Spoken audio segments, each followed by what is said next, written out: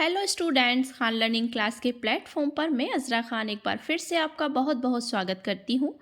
बहुत बढ़िया से होंगे आप सब और आपकी तैयारी भी बहुत अच्छी चल रही होगी। अगर आप भी टेट और सीटेट एग्ज़ाम में बैठने जा रहे हैं तो ये वीडियो आपके लिए रामबाण साबित होगी, क्योंकि आज इसमें आपको मिलने वाले हैं पर्यावरण अध्ययन से संबंधित 30 क्वेश्चन सैम्पल पेपर। परीक्षा तिथि 1 फरवरी 2023 का ये पेपर है। सीटेट परीक्षा 2022 जो पात्रता परीक्षा आपकी हुई थी उसी से रिलेटेड इससे क्वेश्चंस आपको मिलने वाले हैं आज। तो अगर आप इस चैनल पर नए हैं तो चैनल को सब्सक्राइब कर लीजिए। सब्सक्राइब करते वक्त बेल आइकन प्रेस करना बिल्कुल ना भूलें, जिससे कि आप हमारी कोई भी लेटेस्ट अपलोड को मिस ना करें। तो चलिए स्टार्ट करते हैं आज की वीडियो। आज के वीडियो का हमारा पहला प्रश्न है पर्यावरण अध्ययन से, निम्नलिखित में से पर्वतारोहण के ग्रुप लीडर को निभाने के लिए दी जाने वाली जिम्मेदारियों को चुनिए। निम्नलिखित में से पर्वतारोहण के ग्रुप लीडर जो होते हैं उनको निभाने के लिए दी जाने वाली जिम्मेदारियों को चुनिए। ऑप्शन ए है बाकी सदस्यों की सामान ले जाने में सहायता करना। ऑप्शन सेंटेंस जो है ये दिए गए हैं, कथन इसमें देख लेते हैं। बाकी सदस्यों की सामान ले जाने में सहायता करना, अपने ग्रुप में सबसे आगे रहना और अन्य सदस्यों को अपने पीछे चलाना, विश्राम के लिए अच्छा स्थान ढूंढना और भोजन की व्यवस्था करना, जो उचित प्रकार से नहीं चढ़ सकते हों उन्हें रुकने के लिए कहना, या जो साथी बीमार हों उनका ध्यान रखना। तो इन कथनों में से कौन कौन से सही होंगे देखते हैं। ऑप्शन ए है ए, बी, सी और ई सही है। ऑप्शन बी ए, सी और ई सही है। ऑप्शन सी है ए, सी, डी और ई सही है। या ऑप्शन नंबर डी होगा ए, बी, डी और ई सही है। सो राइट आंसर हो जाएगा इसका ऑप्शन नंबर बी, ए, सी और ई तीनों ही सही है। मतलब बाकी सदस्यों की सामान ले जाने में सहायता करना, सी क्या है विश्राम के लिए अच्छा स्थान ढूंढना और भोजन की व्यवस्था करना, और ई जो साथी बीमार हो उसका ध्यान रखना। सो राइट आंसर हो जाएगा ऑप्शन नंबर 20 का राइट आंसर हो जाएगा। नेक्स्ट क्वेश्चन इज दैट कक्षा 5 की पाठ्य पुस्तक में गोलकोंडा के किले का मानचित्र छपा है। इस मानचित्र के निचले दाहिने भाग पर एक पैमाना दिया गया है। जो नीचे दिया गया है पैमाना 1 सेंटीमीटर बराबर 110 मीटर। सो देखते हैं, किसी छात्र ने इस मानचित्र पर फतेह दरवाज़ा और जमाली दरवाज़ा के बीच की दूरी 9.8 सेंटीमीटर मापी है। इस माप के आधार पर इन दोनों स्थानों के बीच की वास्तविक दूरी होनी चाहिए। देखते हैं, option 1078 centimetre, option B 107.8 metre, option C 1078 kilometre, या फिर ये कहें 10.78 किलोमीटर। तो क्वेश्चन क्या है कि कक्षा 5 की पाठ्य पुस्तक में गोलकोंडा के किले का मानचित्र छपा है। तो इस मानचित्र के निचले दाहिने भाग पर एक पैमाना दिया गया है। जो नीचे दिया गया है पैमाना 1 सेंटीमीटर मतलब 110 मीटर बराबर। तो किसी छात्र ने इस मानचित्र पर फतेह दरवाज़ा और जमाली दरवाज़ा के बीच की दूरी 9.8 सेंटीमीटर मापी है। इस माप के आधार पर इन दोनों स्थानों के बीच की वास्तविक दूरी क्या होनी चाहिए? सो राइट आंसर हो जाएगा ऑप्शन नंबर सी, 1.078 किलोमीटर होनी चाहिए। यहाँ पे भी देख सकते हैं, इसे सॉल्व किया गया है। पैमाना 1 सेंटीमीटर बराबर 110 मीटर। तो 1 सेंटीमीटर बराबर 110 मीटर जब लिखा है तो 9.8 सेंटीमीटर बराबर कितना हो जाएगा? 9.8 गुणा 110 मीटर। इन दोनों को जब गुणा करेंगे तो 1078 मीटर आएगा। सो किस में आएगा ये 1078? ऑप्शन नंबर सी में। अब इसे दशमलव में बदलेंगे जब हम 1 किलोमीटर बराबर 1000 मीटर होता है, या 1 मीटर बराबर 1/100 किलोमीटर। तो 1078 मीटर बराबर इसमें 1000 से भाग दे देंगे तो ये किलोमीटर में जब आएगा तो 1078 बटे में 1000 किलोमीटर, तो 1.078 किलोमीटर इसका राइट आंसर हो जाएगा, जो कि option number option number C जो है वो इसका राइट आंसर हो जाएगा। नेक्स्ट क्वेश्चन इज दैट निम्नलिखित में से सही कथन चुनिए। गोवा और पुदुचेरी दोनों अरब सागर के तटवर्ती हैं। ऑप्शन बी गोवा और पुदुचेरी दोनों बंगाल की खाड़ी के तटवर्ती हैं। मतलब ये कथन दिए गए हैं आपको। देखते हैं, गोवा बंगाल की खाड़ी का तटवर्ती है, जबकि पुदुचेरी अरब सागर का तटवर्ती है। पुदुचेरी बंगाल की खाड़ी का तटवर्ती है, जबकि गोवा अरब सागर का तटवर्ती है। तो निम्नलिखित में से सही कथन क्या हो जाएगा? ऑप्शन नंबर डी इसका सही कथन हो जाएगा कि उपरोक्त दिए गए कथनों में से सही कथन ये है कि पुदुचेरी बंगाल की खाड़ी का तटवर्ती केंद्र शासित प्रदेश है, जबकि गोवा अरब सागर का तटवर्ती राज्य है। इसके अलावा बंगाल की खाड़ी से लगे अन्य भारतीय राज्य केंद्र शासित प्रदेश निम्न है: पश्चिम बंगाल है, ओडिशा है, आंध्र प्रदेश है, तमिलनाडु है, अंडमान व निकोबार द्वीप समूह है। So right answer option number D हो जाएगा। नेक्स्ट क्वेश्चन है, लिंग संबंधी विषयों से संबंधित गलत धारणा की पहचान कीजिए। लिंग संबंधी विषयों से संबंधित गलत धारणा की पहचान कीजिए। ऑप्शन ए है यह व्यक्ति के लिंग से संबंधित नहीं है। ऑप्शन बी यह महिलाओं के विषयों से संबंधित नहीं है। ऑप्शन सी यह एक सामाजिक ढांचा है। ऑप्शन डी यह प्रकृति में गतिशील है। सो ऑप्शन नंबर बी इसका राइट आंसर हो जाएगा कि ये महिलाओं के विषयों से संबंधित है। नेक्स्ट क्वेश्चन इज दैट निम्नलिखित में से भारत के राज्यों के किस समूह में तेल क्षेत्र हैं? निम्नलिखित में से भारत के राज्यों के किस समूह में तेल क्षेत्र हैं? Assam, Gujarat, Maharashtra, Andhra Pradesh. Option number B Uttar Pradesh, Gujarat, Maharashtra, Andhra Pradesh. Option number C Arunachal Pradesh, Uttar Pradesh, Gujarat, Assam. Option number D Tamil Nadu, Gujarat, Maharashtra, Andhra Pradesh. So right answer हो जाएगा इसका ऑप्शन नंबर ए कि भारत के राज्यों के किस समूह में तेल क्षेत्र है, तो वो है असम, गुजरात, महाराष्ट्र और आंध्र प्रदेश में। नेक्स्ट क्वेश्चन इज दैट घरों के विषय में निम्नलिखित कथनों यानी वर्णनों पर विचार कीजिए। घरों के विषय में लेह में 2 मंजिले समतल छतों के मकान होते हैं। निचली मंजिल पर जानवरों और आवश्यक वस्तुओं को रखा जाता है। हिमाचल प्रदेश में घर बांस के खंभों पर बनाए जाते हैं।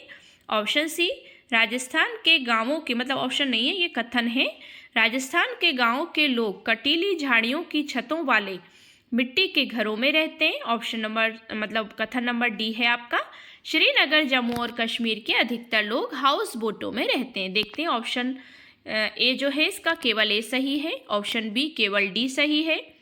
ऑप्शन सी बी और सी सही है और ऑप्शन डी ए और सी सही है। So right answer option number D हो जाएगा कि ए और सी सही है। नेक्स्ट क्वेश्चन इज दैट ग्रीष्म ओलंपिक्स 2000 में वेट लिफ्टिंग के खेल में मेडल जीतने वाली प्रथम भारतीय महिला हैं।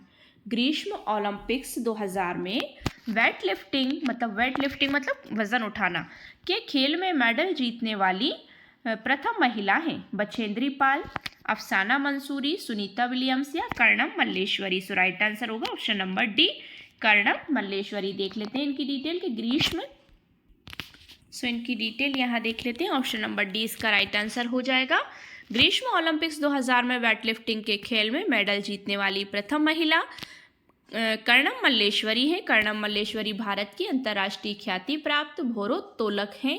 इनका जन्म वर्ष 1975 को आंध्र प्रदेश राज्य में हुआ था। कर्णम मल्लेश्वरी ओलंपिक खेलों में कांस्य पदक जीतने वाली प्रथम भारतीय महिला खिलाड़ी हैं। इनको वर्ष 1994 में भारत पुरस्कार द्वारा, अर्जुन पुरस्कार वर्ष 1995 में, राजीव गांधी खेल रत्न पुरस्कार वर्ष 1999 में पद्मश्री से सम्मानित किया गया था। सो ऑप्शन डी इसका राइट आंसर हो जाएगा। नेक्स्ट क्वेश्चन है ब्रांस यानी कांसा के विषय में निम्नलिखित कथनों पर विचार कीजिए। कथन है आपके आदिवासी लोग हजारों साल पहले ब्रांज का उपयोग करते थे या करते रहे हैं।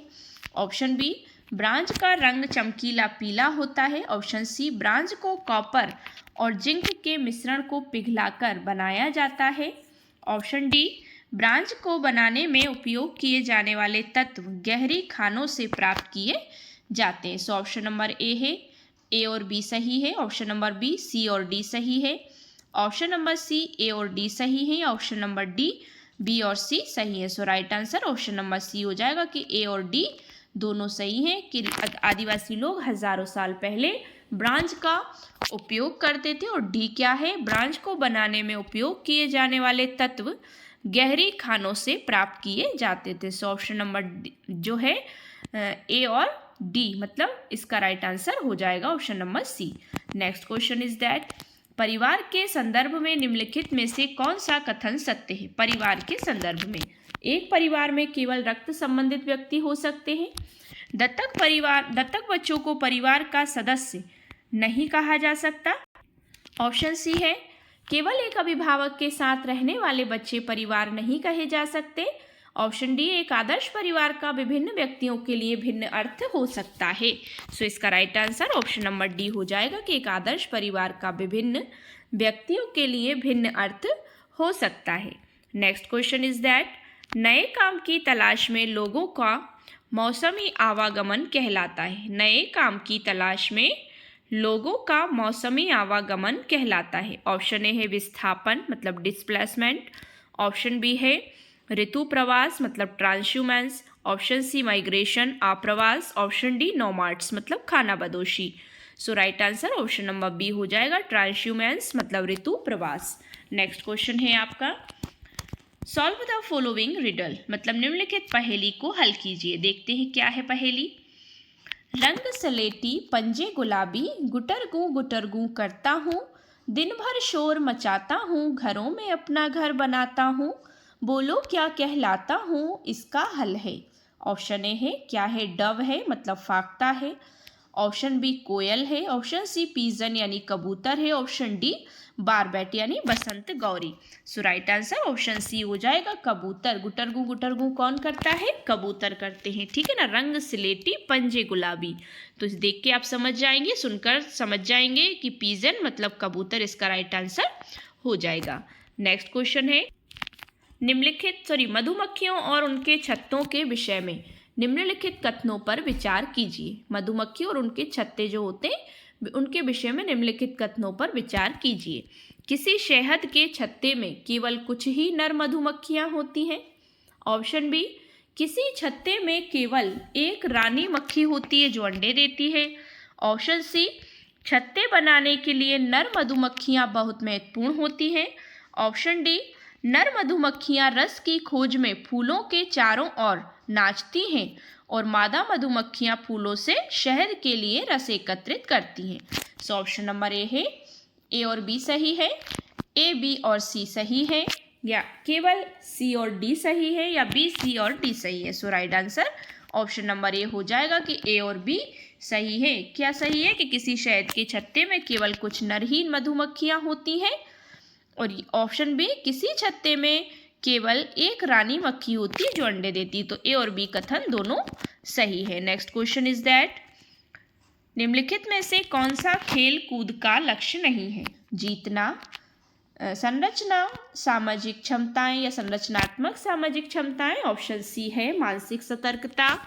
ऑप्शन डी इमोशनल मैच्योरिटी मतलब भावनात्मक परिपक्वता। सो राइट आंसर हो जाएगा ऑप्शन नंबर ए, जीतना खेल कूद का लक्ष्य नहीं है। So right answer option A हो जाएगा। नेक्स्ट क्वेश्चन इज दैट पृथ्वी पर उपलब्ध ताजे जल का प्रतिशत है। 1.2%।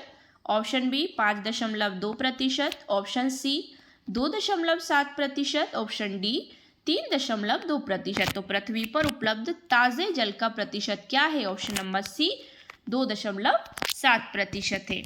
और इसके अलावा 97.3% जल महासागरों में है जो खारा है। धरातल पर गिरने वाले जल का लगभग 59% भाग महासागरों एवं अन्य स्थानों से वाष्पीकरण के द्वारा वायुमंडल में चला जाता है। शेष भाग धरातल पर रहता है, बहता है, कुछ भूमि में रिस जाता है और कुछ भाग हिमनद का रूप ले लेता है। Next question is that bean तथा तुम्बा जैसे, बीन एंड तुम्बा मतलब बीन तथा तुम्बा जैसे वाद्य यंत्र, ये बजाने वाले यंत्र हैं, वाद्य यंत्र हैं, किस सूखी चीज से बनाए जाते हैं? तो आप समझ ही गए होंगे। तो सबके घरों में ही अचानक लग जाती है ये जो मतलब ये जो पेड़ पौधे होते हैं ना, ये ऐसे ही मतलब उग जाते हैं घरों में। ऑप्शन ए है लौकी, ऑप्शन बी कद्दू, ऑप्शन सी कटहल, ऑप्शन डी हाथीचक या वज्रांगी। सो राइट आंसर हो जाएगा ऑप्शन नंबर ए लौकी। लौकी के वृक्ष से मतलब लौकी जब सूख जाती है तो उसी से ये बीन, तुम्बा, वाद्य यंत्र, ये सूखी चीज मतलब लौकी से बनाए जाते हैं। सो ऑप्शन ए इसका राइट आंसर हो जाएगा। नेक्स्ट क्वेश्चन इज दैट सीखने के रूप में आकलन के लिए अवसर प्रदान करता है।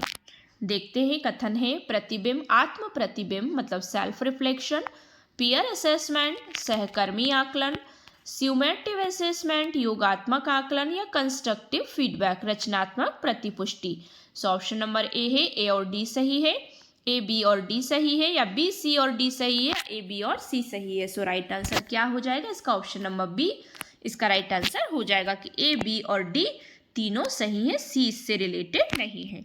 नेक्स्ट क्वेश्चन इज दैट कक्षा 5 के छात्रों के लिए ईवीएस के पाठ्यचर्या में संबंधित संदर्भ शामिल होने चाहिए। कक्षा 5 के छात्रों के लिए ईवीएस के पाठ्यचर्या में संबंधित संदर्भ शामिल होने चाहिए। देखते हैं।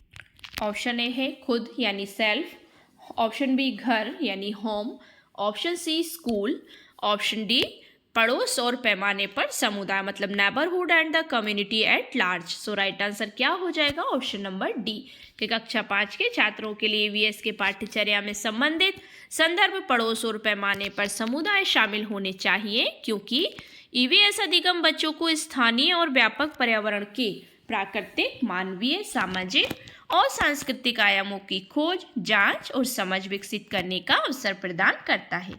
नेक्स्ट क्वेश्चन इज दैट एक आकलन उपकरण जो न केवल सर्वोत्तम बल्कि बच्चे के सभी प्रकार के कार्यों या समय की अवधि में की गई गतिविधियों को एकत्र करता है वह है, मतलब एक आकलन उपकरण जो न केवल सर्वोत्तम बल्कि बच्चे के सभी प्रकार के कार्यों या समय की अवधि में की गई गतिविधियों को एकत्र करता है वह है, क्या है? पोर्टफोलियो है, उपख्यानात्मक रिकॉर्ड है, रूब्रिक है, संचयी रिकॉर्ड है। सो राइट आंसर हो जाएगा ऑप्शन नंबर ए, पोर्टफोलियो है।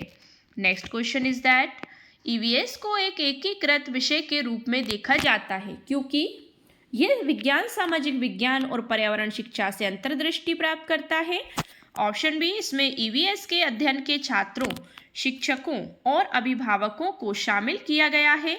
ऑप्शन सी यह समुदाय को ईवीएस में सीखने में एकीकृत करता है। ऑप्शन डी यह गतिविधियों, प्रयोगों और चर्चाओं को ईवीएस की शिक्षा में एकीकृत करता है। तो ईवीएस को एकीकृत करने के विषय के रूप में देखा जाता है क्योंकि ईवीएस को एकीकृत विषय के रूप में देखा जाता है क्योंकि ये विज्ञान, सामाजिक विज्ञान और पर्यावरण शिक्षा से अंतर्दृष्टि प्राप्त करता है। सो राइट आंसर हो जाएगा इसका ऑप्शन नंबर ए।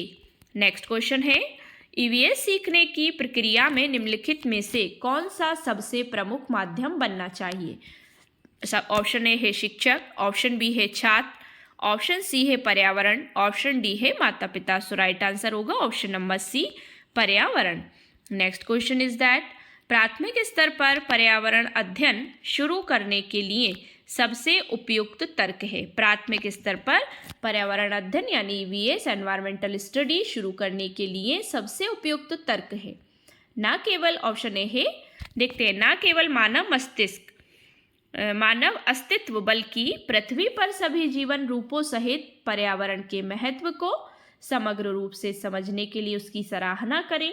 ऑप्शन बी है पर्यावरण के महत्व की सराहना करें। ऑप्शन सी है विभिन्न प्रदूषण समस्याओं को हल करने के लिए पर्यावरण का अध्ययन करें। ऑप्शन डी पर्यावरण में संबंधित खोजपूर्ण गतिविधियों में बच्चों को शामिल करें। सो राइट आंसर हो जाएगा ऑप्शन नंबर ए कि न केवल मानव अस्तित्व बल्कि पृथ्वी पर सभी जीवन रूपों सहित पर्यावरण के महत्व को समग्र रूप से समझने के लिए सराहना करें। सो ऑप्शन ए इसका राइट आंसर हो जाएगा। नेक्स्ट क्वेश्चन है थीम पौधों को पढ़ाने के बाद मीना ने विद्यार्थियों के लिए पार्क के भ्रमण का संचालन किया। इससे विद्यार्थियों को थीम याद रखने में मदद मिलेगी, पार्क में पौधों को पहचानने में मदद मिलेगी, कक्षा के अधिगम को वास्तविक जीवन की स्थितियों से संबद्ध करने में मदद मिलेगी। ऑप्शन नंबर डी पार्क में मस्ती करने में मदद मिलेगी। सो राइट आंसर ऑप्शन सी कि कक्षा के अधिगम को वास्तविक जीवन की स्थितियों से संबद्ध करने में मतलब जोड़ने में मदद मिलेगी। सो ऑप्शन नंबर सी इसका राइट आंसर हो जाएगा। नेक्स्ट क्वेश्चन इज दैट मानचित्र पठन गतिविधि के दौरान जयंती अपने मित्र से कहती है नक्शे पर हमारा गांव पड़ोस के शहर से रेखा द्वारा विभाजित क्यों है? जब मैं पिताजी के साथ सब्जियां बेचने शहर जाती हूँ तो मुझे ऐसी रेखाएं नहीं दिखती। जयंती क्या कर रही है? क्वेश्चन समझिएगा कि मानचित्र पठन गतिविधि के दौरान मानचित्र को पढ़ने की गतिविधि जब कराई जा रही है तो जयंती अपने मित्र से कह रही है कि नक्शे पर हमारा गांव पड़ोस के शहर से रेखा द्वारा विभाजित क्यों है? जबकि मैं पिताजी के साथ सब्जियां बेचने शहर जाती हूँ तो मुझे ऐसी कोई रेखाएं दिखाई नहीं देती। जयंती इसमें क्या कर रही? तो देखो, वास्तविक जीवन अनुभव को कक्षा कक्ष गतिविधि से संबंधित करना है। ऑप्शन बी, कक्षा कक्ष गतिविधि पर उच्च स्तरीय चिंतन का प्रयोग है। कथन है अगला, अपने परिवेश के प्रति स्वाभाविक जिज्ञासा की अभिव्यक्ति है। या फिर कथन डी है, अवलोकन पर चिंतन कर तर्क का प्रयोग करना। सो ऑप्शन नंबर ए है, ए और बी सही है, बी और सी सही है। ऑप्शन नंबर सी और डी सही है। ऑप्शन नंबर डी, बी और डी सही है। सो इसका राइट आंसर हो जाएगा ऑप्शन नंबर डी, कि बी और डी सही है कि कक्षा कक्ष गतिविधि पर उच्च स्तरीय चिंतन का प्रयोग हो रहा है और अवलोकन पर चिंतन कर तर्क का प्रयोग भी हो रहा है। सो ऑप्शन डी इसका राइट आंसर हो जाएगा। Next question is that, Durga Rani से कहती है पूर्णिमा पर चांद माँ की बनाई हुई रोटी जैसा गोल होता है। कबीर कहता है नहीं, ये तेल में तली पूड़ी जैसा होता है। रणवीर कहता है नहीं, तुम दोनों गलत हो, ये तो मैंने आकाश में फुटबॉल उछाली है। इन बच्चों द्वारा की गई व्याख्या निम्नलिखित में से किस उद्देश्य के विकास को सूचित करती है? ऑप्शन ए है संज्ञानात्मक मतलब कॉग्निटिव, अफेक्टिव मतलब भावात्मक, साइकोमोटर मतलब मनोप्रेरणा, या फिर इमोशनल संवेगात्मक। सो राइट आंसर हो जाएगा इसका ऑप्शन नंबर ए, संज्ञानात्मक। नेक्स्ट क्वेश्चन इज दैट, पर्यावरण अध्ययन की प्रकृति को निम्नलिखित में से कौन सा पद सबसे उपयुक्त रूप से परिभाषित करता है? पर्यावरण अध्ययन की प्रकृति को निम्नलिखित में से कौन सा पद सबसे उपयुक्त रूप से परिभाषित करता है? ऑप्शन ए है स्थायी, ऑप्शन बी है एक दिशा विषयक, ऑप्शन सी ऑब्जेक्टिव यानी वस्तुनिष्ठ, ऑप्शन सी एक्सपेरिमेंशियल मतलब अनुभवजन्य। Right answer option number D हो जाएगा कि अनुभवजन्य इसको सबसे ज़्यादा परिभाषित करता है, तो सबसे अधिक प्रभावित करता है। Next question is that, Jaya को आज बहुत भूख लगी थी। उसने अपना टिफिन खत्म किया और उसका पेट भर गया। उसके शिक्षक आज मिठाई के पैकेट बांटने के लिए लाए थे क्योंकि आज स्कूल का स्थापना दिवस था। जैसे ही जया ने मिठाई देखी उसके मुंह में पानी आ गया। निम्नलिखित में से कौन सा पद इस क्रिया का सही वर्णन करता है? देखते हैं। ऑप्शन ए अनुकूलित प्रतिक्रिया है मतलब कंडीशनड रिस्पॉन्ड है, अनानुकूलित प्रतिक्रिया है, या अनकंडीशनड रिस्पॉन्स है, या कंडीशनड स्टिम्युलस है, अनुकूलित उद्दीपन है, या अनकंडीशनड स्टिम्युलस है, अनानुकूलित उद्दीपन है। So right answer option number A हो जाएगा, अनुकूलित प्रतिक्रिया है। नेक्स्ट क्वेश्चन इज दैट, पर्यावरण अध्ययन की कक्षा 3rd के पाठ पौधों की पर्यावरण अध्ययन की कक्षा है 3rd, उसके पाठ पौधों की परी में दादी के खेल में बच्चों को पौधों की बताई गई विशेषताओं के आधार पर छूकर बताना था। निम्नलिखित में से कौन से उद्देश्य इस खेल को आयोजित करने हेतु सर्वाधिक उपयुक्त है? ऑप्शन ए है सबसे अधिक पौधों की सही पहचान करने वाले बच्चे की पहचान, ऑप्शन बी बच्चों को खेल खेल में अपने परिवेश में उपस्थित पौधों की विशेषताओं से अवगत कराना, ऑप्शन सी बच्चों में खेल द्वारा आनंद एवं सामूहिकता की भावना का विकास करना, ऑप्शन डी बच्चों में प्रतिस्पर्धा की भावना द्वारा सीखने के प्रति रुचि विकसित करना। सो ऑप्शन ए है, ए और बी सही है, बी और सी सही है, या सी और डी सही है, या फिर डी और ए सही है। सो इसका राइट आंसर हो जाएगा ऑप्शन नंबर बी, पर्यावरण अध्ययन की कक्षा 3rd के पाठ पौधों की परी में दीदी के खेल में बच्चों को पौधों की बताई गई विशेषताओं के आधार पर बच्चों को खेल खेल में अपने परिवेश में उपस्थित पौधों की विशेषताओं से अवगत कराना है। सो इसमें ऑप्शन बी इसका राइट आंसर हो जाएगा। Next question is that, choose the correct statement, सही कथन को चुनिए। एनसीएफ 2005 कक्षा 1 से 3 तक ईवीएस के शिक्षण को निर्धारित करता है। कथन बी है कक्षा 1 और 2 के लिए कोई पाठ्यपुस्तक निर्धारित नहीं की गई है जिससे कि विद्यार्थियों को संदर्भित अधिगम वातावरण दिया जा सके। कथन सी है कक्षा 1 और 2 में ईवीएस विज्ञान एवं सामाजिक ज्ञान के द्वारा पढ़ाई जाती है। कथन डी है ईवीएस एक विषय है जो केवल 4th और 5th को पढ़ाया जाता है। ऑप्शन देखते हैं, ए और बी सही है, ऑप्शन बी केवल ए सही है, ऑप्शन सी केवल बी सही है, या ऑप्शन डी केवल सी और डी सही है। So right answer option C हो जाएगा कि केवल बी सही है कि कक्षा 1 और 2 के लिए कोई पाठ्य पुस्तक निर्धारित नहीं की गई है जिससे कि विद्यार्थियों को संदर्भित अधिगम वातावरण दिया जा सके। सो ऑप्शन नंबर सी इसका राइट आंसर हो जाएगा। नेक्स्ट क्वेश्चन इज दैट कक्षा कक्ष में मूल द्विमीय निरूपण द्वारा संप्रत्यय का मानचित्रण में आरंभ होता है। ऑप्शन ए है कक्षा 3rd में, ऑप्शन बी है कक्षा 4th में, ऑप्शन सी कक्षा 5 में, ऑप्शन डी कक्षा 1 और 2 में। सो राइट आंसर हो जाएगा ऑप्शन नंबर ए। ठीक है, सो अगला क्वेश्चन है हमारा आज की वीडियो का लास्ट क्वेश्चन है विषय परिवार एवं मित्र में पौधों एवं जीवों को जानते बूझते सम्मिलित किया गया है जिससे कि इस पर विशेष बल दिया जा सके। ऑप्शन ए है कि मानव का उनके साथ कैसा प्रगाढ़ संबंध है, ऑप्शन बी उन्हें एक समग्र एवं समाकलित वैज्ञानिक और सामाजिक परिप्रेक्ष्य प्रदान किया जा सके, कथन सी है उन्हें सामाजिक एवं सांस्कृतिक संदर्भ में अवस्थित किया जा सके, कथन डी है विद्यार्थियों को पौधों और जीवों में विभेदन करने की योग्यता दी जा सके। सो ऑप्शन नंबर ए देखिए, ए बी और सी सही है, option number B A B और डी सही है, option number C B C और डी सही है, ऑप्शन नंबर डी केवल ए सही है। सो राइट आंसर हो जाएगा इसका ऑप्शन नंबर ए बी और सी सही है। सो ये थी हमारी 30 क्वेश्चंस की क्लास। आई होप सो आपको वीडियो पसंद आया होगा। अगर वीडियो पसंद आया तो वीडियो को लाइक शेयर करिए, चैनल को सब्सक्राइब कर लीजिए और सब्सक्राइब करते वक्त बेल आइकन प्रेस करना बिल्कुल ना भूलें जिससे कि आप हमारी कोई भी लेटेस्ट अपलोड को मिस ना करें। Thanks for watching my video and see you again with the next video. Thank you so much once again.